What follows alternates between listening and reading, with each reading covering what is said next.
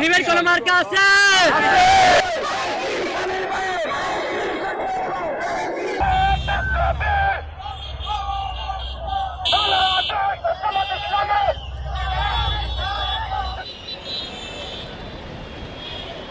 নির্বাচনের দিন যতই ঘনিয়ে আসছে ততই লক্ষ্মীপুরে ছড়াচ্ছে ভোটের উত্তাপ।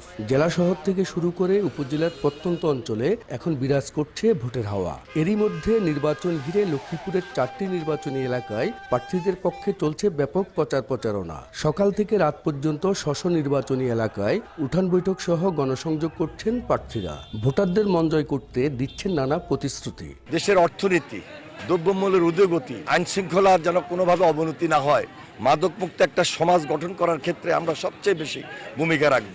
রাজনীতিবিদরা যদি দুর্নীতি না করে তাহলে বাংলাদেশ খুব অল্প সময়ের মধ্যে সিঙ্গাপুর, মালয়েশিয়াকে অতিক্রম করতে সক্ষম। আমরা সেই জায়গাটাকে আমরা প্রায়োরিটি দিচ্ছি। নতুন রিন গভীর থেকে পরিষ্কার করে কাপড়কে রাখে নতুনের মতো উজ্জ্বল। নতুন রিন অ্যাডভান্স পাউডার। অবশ্য ভোটাররা বলছেন, যারা সন্ত্রাস ও দুর্নীতিমুক্ত সমাজ প্রতিষ্ঠা সহ এলাকার উন্নয়নে কাজ করবেন এবং যাকে তারা সুখে দুঃখে কাছে পাবেন এমন সৎ, যোগ্য ও দক্ষ প্রার্থীকেই এবার বেছে নিতে চান তারা।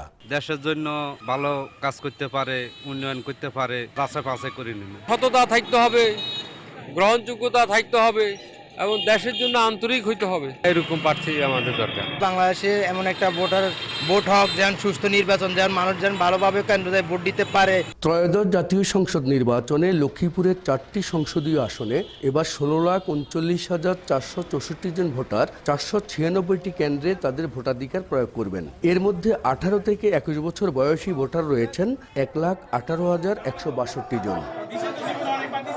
মাঝারুল আনোয়ার টিপু, সময় সংবাদ, লক্ষ্মীপুর।